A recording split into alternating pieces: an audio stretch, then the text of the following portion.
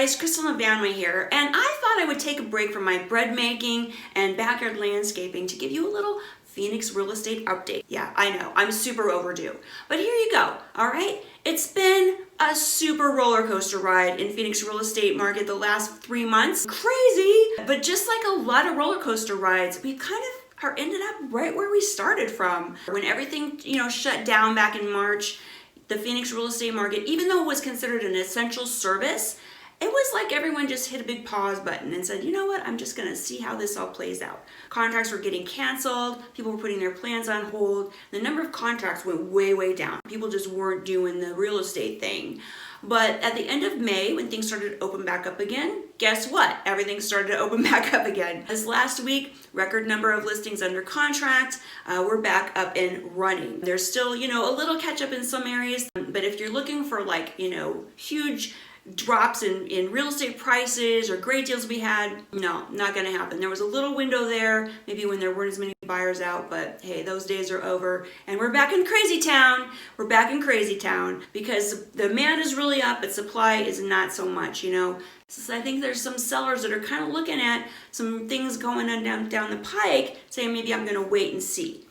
In particular, when I'm talking about 3 things, first of all, we are in the United States officially now in a recession. And that word is scary for people. What? Especially when you think about the last recession, which totally sucked for real estate. But that recession was really based in the mortgage industry, banking in general, whereas this one, I don't think it is. Typically, historically, when you look at a recession, which they just happen periodically, it's just a cycle or an economic cycle. Typically during a recession, home prices do rise. We do have very high unemployment right now, like crazy high unemployment right now. We're gonna have to wait it out a little bit to see what the numbers are really saying, because some of those people are furloughed or temporarily kind of out of work. A lot of the people who are unemployed aren't necessarily homeowners, some people are in those sort of 20s, I'm still renting kind of demographic. And so even though those numbers are high, they may not really affect home ownership. So we're gonna have to kind of see how that plays out.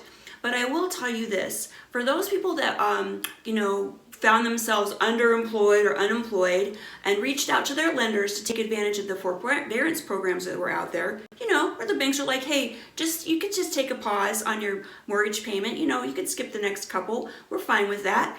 Right now, 8.5–9% of the current mortgages in the United States are under a forbearance plan.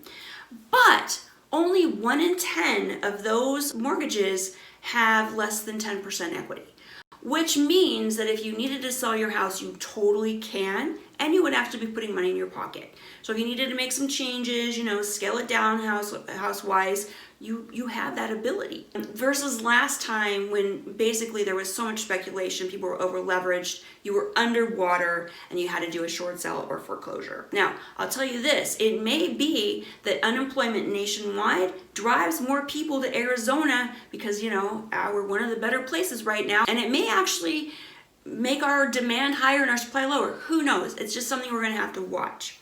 Last but not least, here in Arizona, lately, COVID cases are on the rise, which is, I guess what they expected when they opened things up, but still, we're gonna have to see how that plays out. Hopefully we can still keep things running. There's not gonna be any extreme measures taken, if it starts getting crazy, but it is another thing to keep an eye on.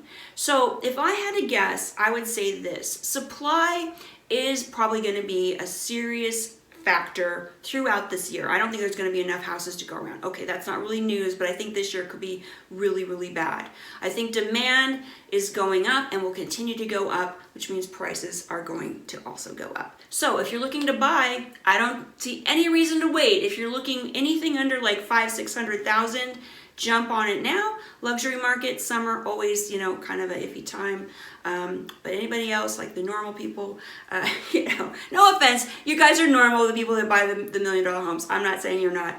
But, for the majority of home buyers right now, things are not going to get any easier. And for home sellers, if you do need to sell, you totally can. There's definitely buyers out there, and it's all in your hands. So whatever you need to do, you can.